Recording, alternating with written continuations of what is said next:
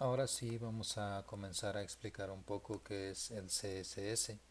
Una página web está compuesta principalmente por tres elementos que son muy importantes: HTML, CSS y JavaScript. HTML, que es lo que hemos venido explicando en los videos anteriores, es la estructura de la página web. CSS son las propiedades visuales de esa estructura, y JavaScript es el lenguaje de programación que vamos a utilizar para controlar el comportamiento de esta página web. CSS, que significa hoja de estilos en cascada, ¿sí? Lo vamos a utilizar para la parte visual de nuestra página web. La sintaxis básica de un CSS, que ya lo hemos empezado a utilizar, eh, consta de tres partes. Primero el selector, después la propiedad y después el valor de esa propiedad. Hay tres selectores principales, que son la clase, que es la que hemos estado utilizando. Podemos también agregarle eh, podemos agregarle también CSS a un selector, que son los IDs.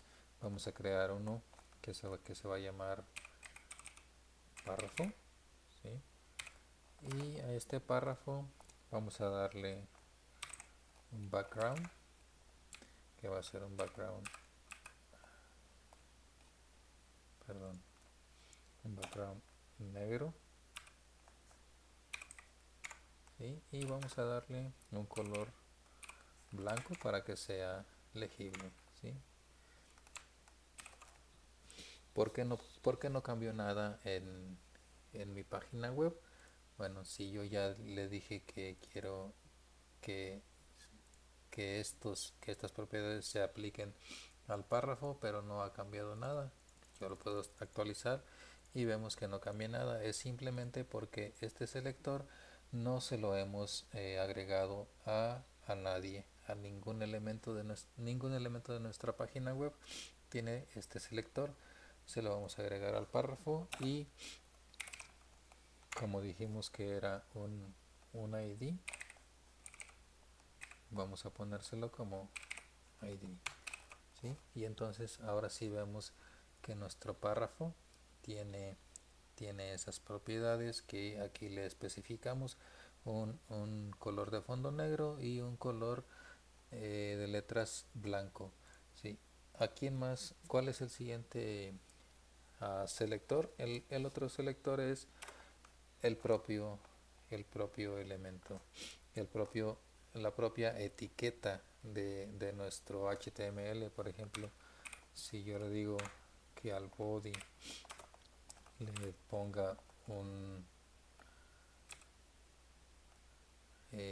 vamos a ponerle, para no enredarnos mucho, vamos a ponerle un padding de 50 píxeles, y vamos a ver qué es lo que pasa. Vamos a cambiar el padding, vamos a cambiarlo por margin, que se va a ver,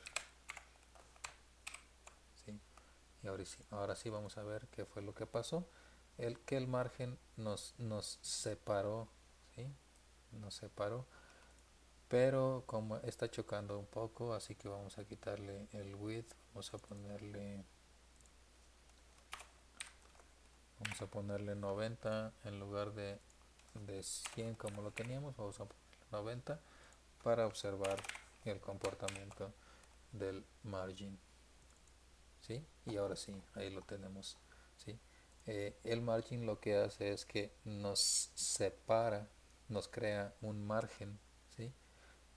¿Sí? Entonces, como se lo apliqué al body, entonces todo lo que hay adentro del body se va a separar, se le va a crear un margen, que le dijimos que era de 50 píxeles, ¿sí?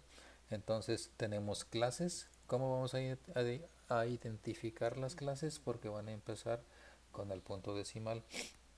Tenemos identificadores eh, que van a empezar con el símbolo de número, y tenemos elementos propios de HTML que también podemos utilizar como selectores, a los cuales no le vamos a poner ni punto ni el símbolo numérico, simplemente la palabra de la etiqueta. Entonces, para crear un CSS necesitamos selectores, propiedades y valores.